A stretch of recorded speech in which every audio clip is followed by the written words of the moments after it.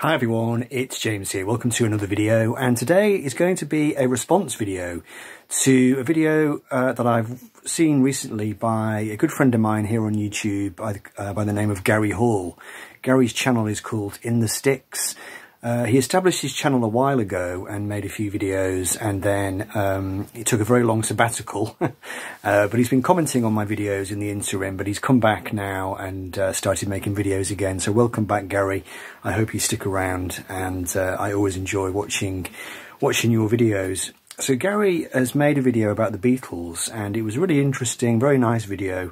And he was talking about the early Beatles versus the late Beatles. Well, I say versus. I don't think Gary was particularly saying, you know, one against the other, one versus the other. But the gist of the video that he did was that when he first got into the Beatles back in the day, he was more drawn towards the later period of the band. But in more recent times, he's found himself listening more and more to their earlier works. And I thought it was a really interesting theme. One thing I found interesting about it was the groupings that he decided to go with in terms of, you know, how do you define what is early Beatles and how do you define what is late Beatles? And basically he had these albums as early Beatles. So he had Please Please Me, he had With the Beatles and Hard Day's Night, Beatles for Sale, Help and Rubber Soul. Interesting that he had Rubber Soul as early Beatles, and then the later period starting from Revolver and then moving through. I've got a certain degree of sympathy with that. I think there has been a bit of a debate over the years, maybe since the anthology when George Harrison was interviewed, and he said at the time that he bracketed in his mind Rubber Soul along with Revolver, and he said that those two albums seemed to him to almost be part one and part two of the same album. And I know there's been a bit of debate raging ever since in Beatle fandom as to whether that's actually the case or whether it's more true to say that it's these two albums that should really come together, and that you know, Help was the album where they started to mess around with seriously mess around with pot and starting to explore Bob Dylan-y folk kind of themes, even though they had been on Beatles for Sale. But you know, that's when they really went into overdrive with that. And then Rubber Soul also was the pot album par excellence as well. And then you move into the LSD years essentially with Revolver. So that's interesting. You know, I probably think that the Beatles, you split the Beatles into maybe three different eras rather than early and late. So maybe you think of it in terms of, you know, the early period, the sort of Mersey beat sound going from Please Please Me through to Hard Day's Night, I'd say probably. And then the mid period, you could say, is from Beatles for Sale, Help, and then actually it's four periods. Very complicated topic, Gary. It's an extremely complicated topic that you've awakened here. But I was drawn towards it because I know what Gary means in terms of early Beatles versus late. My entry point to the Beatles was Revolver, which was 1966, and this was the big evolutionary step forward, I think, in the studio. The first album that Geoff Emerick was involved with, I think, where they got into the close miking and making everything sound very dry and very in your face, really. You know, a highly contoured studio sound, very carefully put together. That, of course, then led on to Sgt. Pepper: A Magical Mystery Tour, you know, very studio-y based sounds. Obviously, you know, the Beatles are retreating into the studio with George Martin and making these very highly controlled studio works. And I think for a lot of modern music fans, those albums seem to make more sense. You seem to be able to draw a more direct line between those records and modern day pop and rock music. And maybe the early Beatles, they maybe on some level they're more dated sounding. They sound more like period pieces, particularly, you know, the really early stuff. You know, the first couple of albums, they have a real kind of Mersey beat sound to them. And, you know, I can imagine younger listeners today listening to those records and really not being able to make much sense of them at all. And, you know, I would count myself probably, Yeah, I mean, Revolver was the first one I got, or the first one I heard, rather, when I was a small child, and then I bought Sgt. Pepper at the age of 18 and Abbey Road at the same time, so I can absolutely relate to that. And, you know, getting into the Beatles, the later stuff seemed to be more interesting, more colourful, more adventurous, less formulaic, and the early stuff maybe on some level, you know, lyrically twee.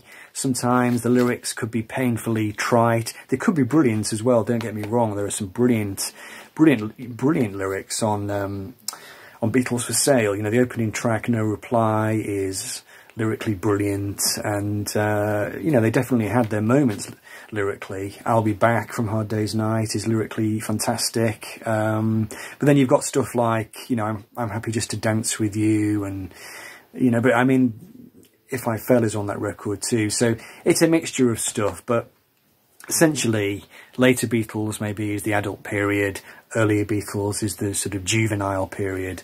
But I must admit, over time, I have come to love the earlier Beatles. I'm not going to say more than the later, but I think, I said to Gary in the comments on his video, I can't see how anybody can dislike early Beatles. I just find it such an adrenaline rush when you hear that music. When I hear that music, I remember a couple of years ago walking into it was my local supermarket, just a Spar down the road, and I walked in and She Loves You was playing as I came in, and it was such a surge, you know, such an adrenaline rush. I think what the early Beatles records have, which maybe some of the later ones don't have, is that great air of spontaneity, and particularly those early singles, I Want to Hold Your Hand, She Loves You, Please Please Me. You can hear the excitement that the band was generating, and you can hear their own excitement, actually. You can hear how they are excited in the studio. There's a great story, I think it was when they were recording She Loves You, when apparently the studio was besieged by female fans outside,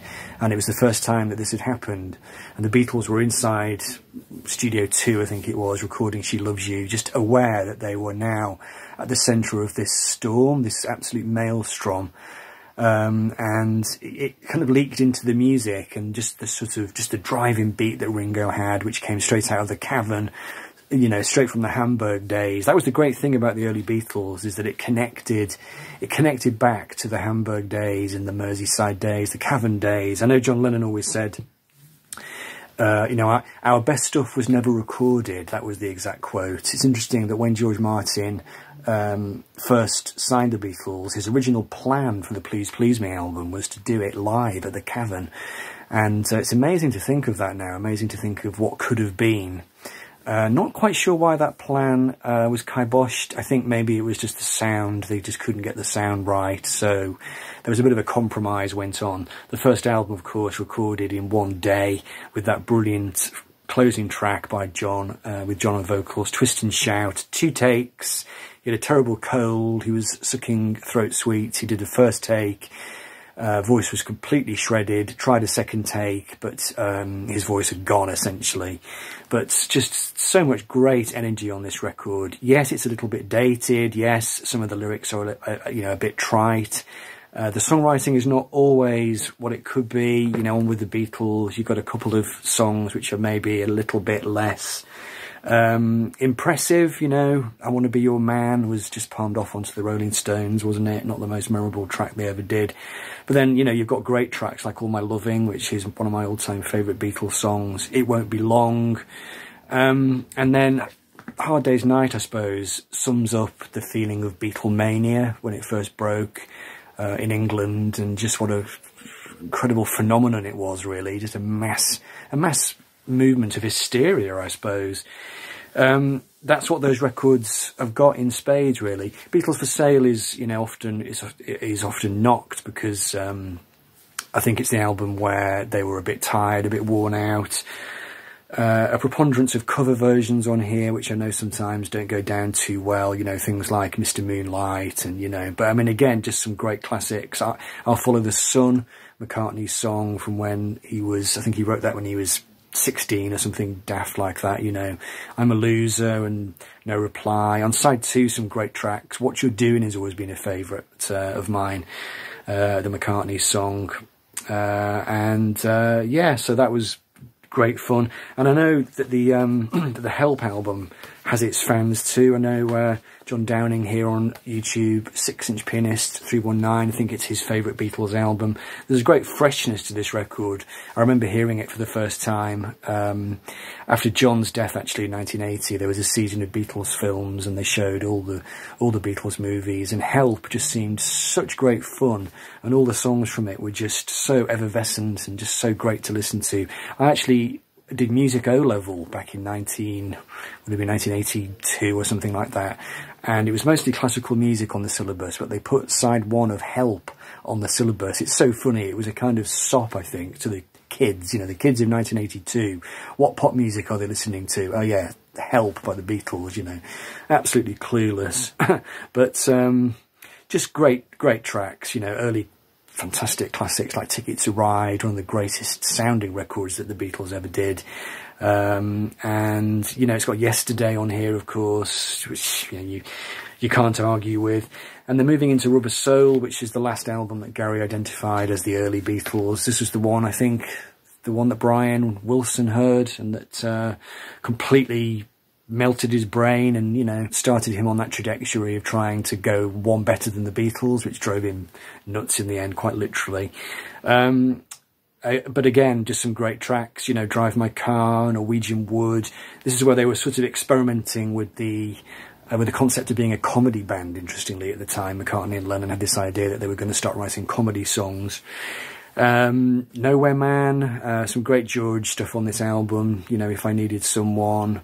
A couple of weaker moments on Rubber Soul, it has to be said. You know, I've never been that keen on Michelle, really, although it's okay. Obviously, just a great classic album.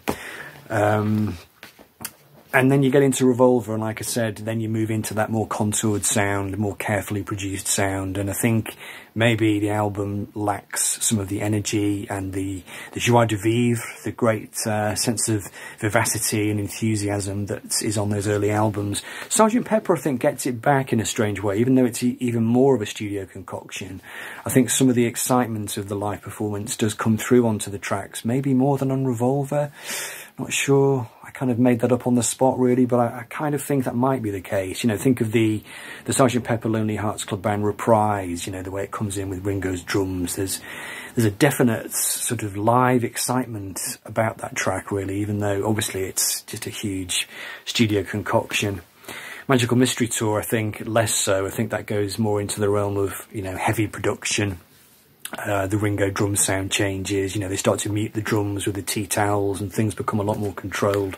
I think the White Album recaptures some of the kind of live excitement of the early tracks. I'm thinking of Birthday at the start of the second record, where you can sort of hear them all shouting and screaming in the studio, you know, very exciting.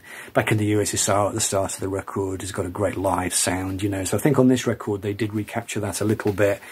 But then, of course, you get Abbey Road, which is, again, very produced. I mean, it's still got a bit of a live thing going on towards the end of the album, you know, towards the back end after you know, when the medley reaches its conclusion with the end and you get the 3 guitar solos. But I think in general it's more of a contoured, more of a coiffured kind of effort. And then Let It Be, of course, was a slightly abortive attempt to go back to a live thing. The Concert on the Roof was brilliant, but the album, I love this album, but, you know, the album, I suppose, as a whole, it had the Phil Spector thing going on the strings and the production. So, Yellow Submarine, highly produced stuff on that record.